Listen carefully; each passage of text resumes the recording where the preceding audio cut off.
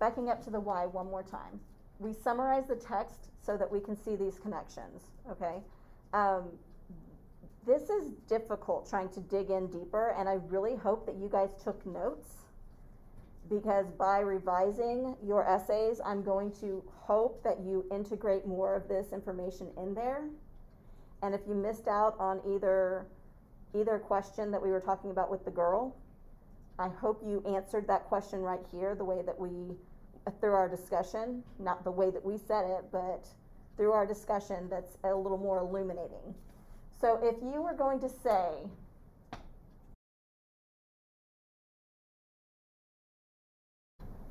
what is a quality of Marie based on now connecting bombers and leaflets to Marie? Is there some characteristic we could give her at this moment?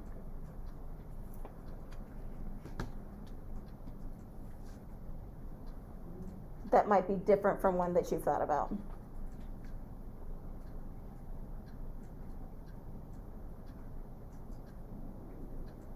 Okay. I'm not pushing on that one. Oh. Maybe she's clueless about what's going on. What do you mean clueless? Well, she can hear the stuff, but she's still I can't, you trailed off at the end because you think that it's wrong, but I can't hear you. Because even if she hears has the paper and everything, maybe being blind, she can't put it all together. Perfect. I wouldn't say clueless. I would find an academic word to say that, but your explanation is spot on. This would be an example of a well-written paragraph that doesn't have a claim. Some of you guys got level 2 on the explanation and commentary, but you did not get that thesis point because you did not have a defensible claim. That would be that situation where you explained yourself, you knew what you were trying to say, you did not know how to articulate it in one simple word or claim. Okay, great job. Yay! Okay, so again, this is part of the assignment, therefore it must be done to accept credit and move to the next step of revision. So, analytical paragraph rubric explanation. Guys, I had a lot of people who were so confused as to what this all means, and I know we kind of went over it quickly, but I want to make sure that you guys actually understand what it means. So I did defensible claim for you because the rubric states response to the question with a defensible claim. Well, the question was, how does the omniscient narrator characterize Marie Laure in all the light we cannot see? So that was our question that we're trying to answer.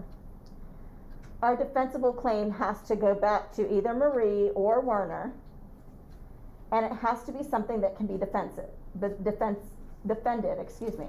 So it's not something overtly stated. It's not something simple.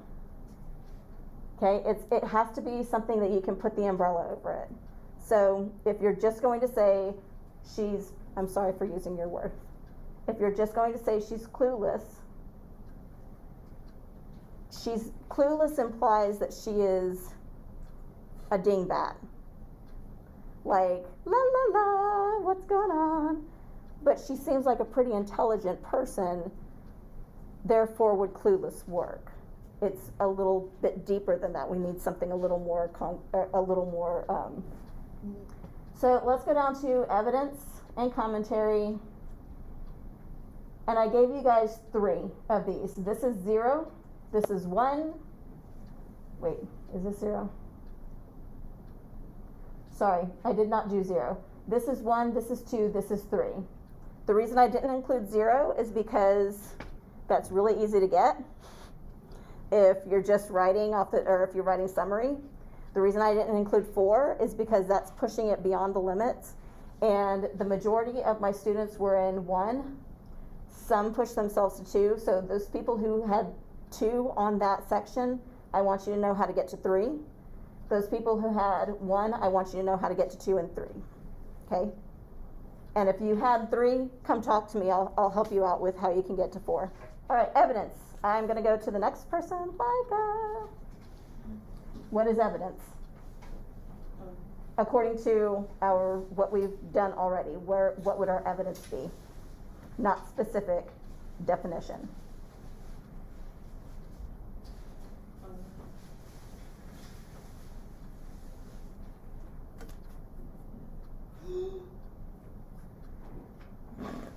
I know what it is. The quotes, yes. The quotes would be your evidence. You're pulling directly from the text. So your quotes are your evidence. Commentary. What is commentary? If your quotes are your evidence, what would be the commentary? Think dialectical journals, guys. So I think maybe that commentary, it's the on the, is it the explaining? Yes. Yes, it's your explanation for how the evidence connects to the claim. Okay.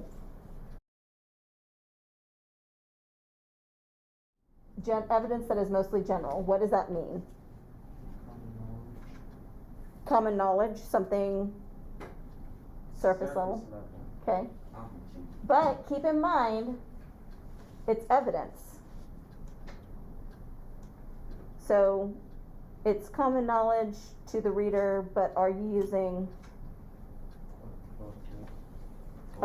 good quotes?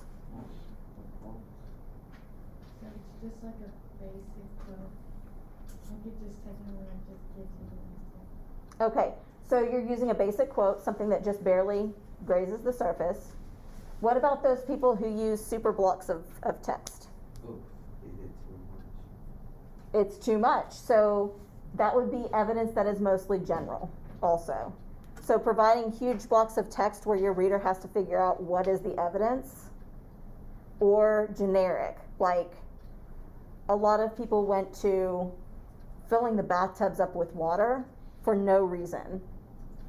Like she was ignorant because she filled the bathtubs up with water. Now that we've all been through that horrible snowstorm, do we now understand why she was filling the bathtubs up with water? Because at any minute it could just be shut off. Okay, so evidence would be either super general, not connected, or large blocks of text. So I would put evidence and put that. Okay, your commentary at this level, score point 1, summarizes the evidence but does not explain how the evidence supports the claim. So how would you put that into your own words? How I would put it is the writer does not describe and explain how the quote talks about and relates to the thesis, and they just go off topic and describe and talk about other components of the story. Yes, perfect. So it's off topic. It does not connect the quote to your thesis. And summarize is really important as well, because summary is not analysis. That means you're retelling the story. That I skipped ahead. I'll take evidence. Okay. So evidence for score 2 provides some, meaning that some of the evidence that you use connects and other pieces don't. So if you're using 3 pieces of evidence and one of those doesn't connect, then that would be where you would get that score point 2. Versus score point 3 provides specific evidence to support all claims.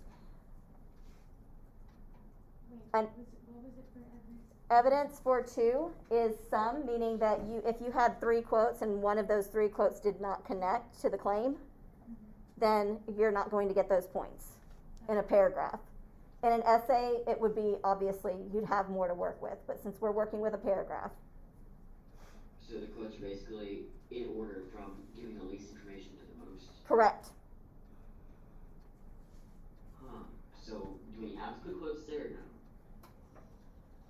In the paragraph? No, just in those boxes. No. We're basically, I want you guys to have a copy of the rubric in your own words. I'm sorry if I didn't make that clear. Like, I want this side to be your words, so that when we go back to revise your paragraph, and you're looking at, actually, let's show you the bottom, because we're about to run out of time. You're going to deconstruct your paragraph on the next page. You're going to copy and paste the paragraph that you wrote and turned in for your summative. So all of your sentences should be on individual lines. Then you're going to go back and look at your claim, your thesis statement. So your very first sentence should be a thesis statement. So you're going to find your claim. What is your claim? Put that in this box. What is your evidence? So find all your quotes. And then answer, does it fit your claim? And then, is your commentary, summary, or analysis logically fit? When you look back on your answers, I want you to go and score your own. So whatever you posted to turn it in is what you need to pull up to complete page 2 of this. So deconstruct your paragraph. That's the paragraph I'm talking about. Okay, we've got like 1 minute. So I'm going to let you guys go on Zoom. If you have any questions, please send them to me through Remind or email me. I don't care which, but I'll be sending updates after we test. So I'll answer any of those questions at least after then. Okay? Thank you, guys. Quick question. Sure. What do we do for the house lot